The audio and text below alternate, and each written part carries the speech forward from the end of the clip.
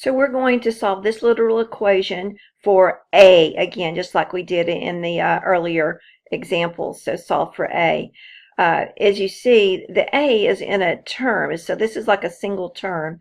So my A term is on one side, and the non-A terms are on the other side. So those steps are taken care of. But now I need to start kind of unfolding this so that I get into the A by itself. So I'm going to look at the 4. It's the most by itself here. It's divided by 4. And since it's divided by 4, to undo it, I'm going to multiply by 4 on the other side. So we basically multiply by 4 here and by 4 over here as well. These 4's cancel, and that's going to leave me with A plus 5 is equal to, and again, I'm going to choose to distribute this. You don't have to. I'm going to get 4C plus 8B.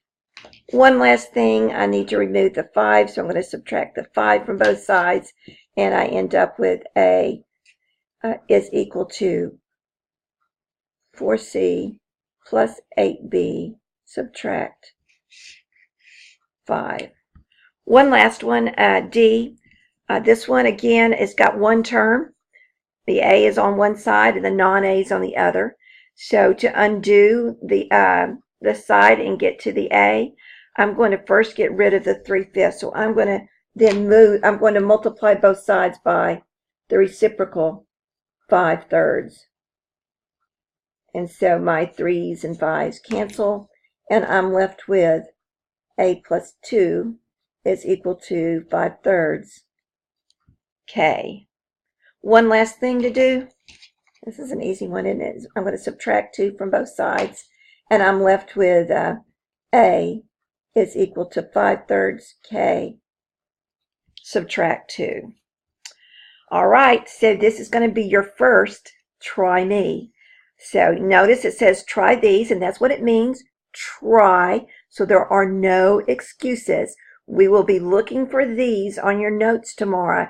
And to get full credit for your notes, they have to be worked. So give them a try and see what you come up with, and we can talk about it in class next time, and you can have some good, intelligent questions for me. So if you haven't already, stop that video and do those try me's, and then let's come back and we'll do the to-be distance, rate, and time problems. All right, so many problems present situations that involve travel, and they contain units such as miles per hour. So miles per hour would be called our rate. I'm going to call this is our rate.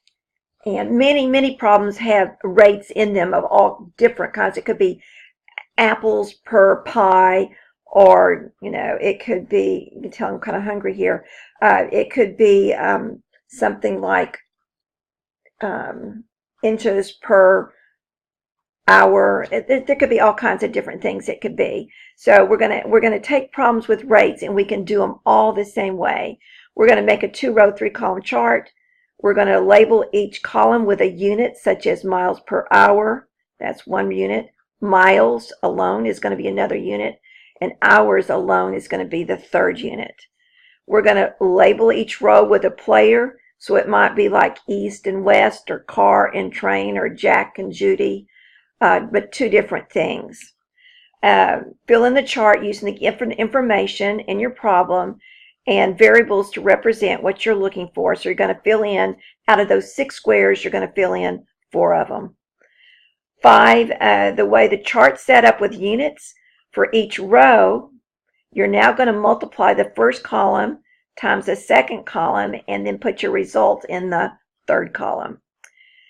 And then 6, just a helpful hint, diagrams with distances labeled can be helpful when trying to determine how two distances relate.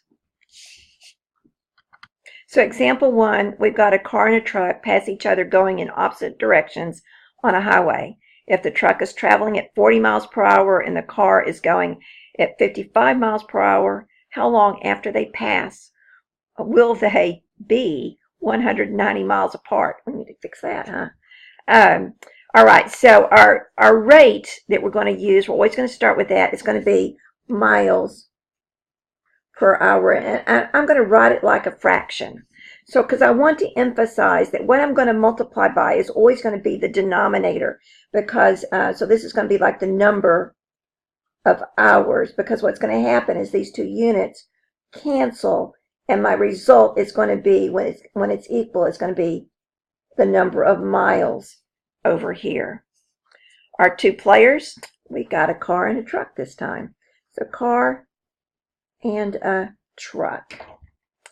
All right, so information, if the truck is traveling at 40 miles per hour, so next to truck, I'm going to, and underneath miles per hour, I'm going to put a 40, so make sure your unit matches. And then the car is going 55 miles per hour. And then it says how long after they pass will they be 190 miles apart.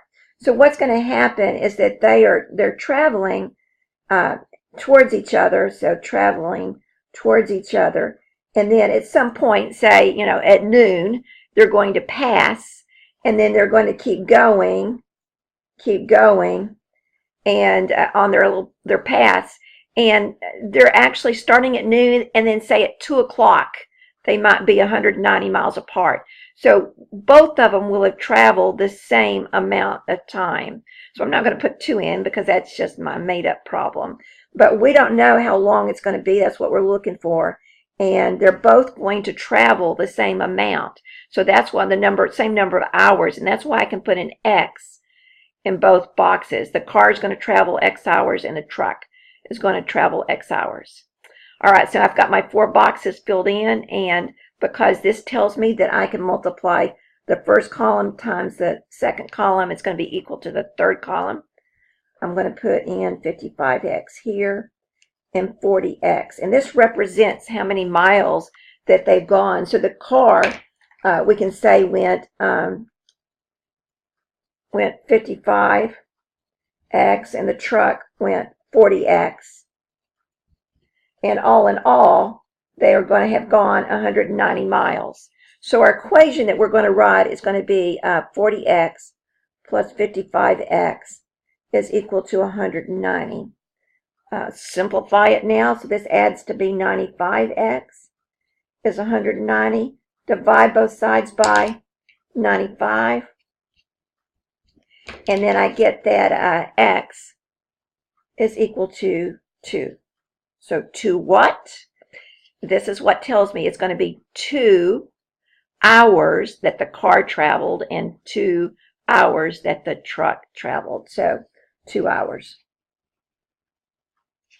And that was what the question was asking for. All right, so now you're ready for the next, I don't have it showing here, the next try me. So here it is. So it says try this one. So you don't have to do more than one, just try this one. And again, that is try. Don't have to be perfect, just try it and see if you understand the steps that are involved. And we'll check this next time. That's it.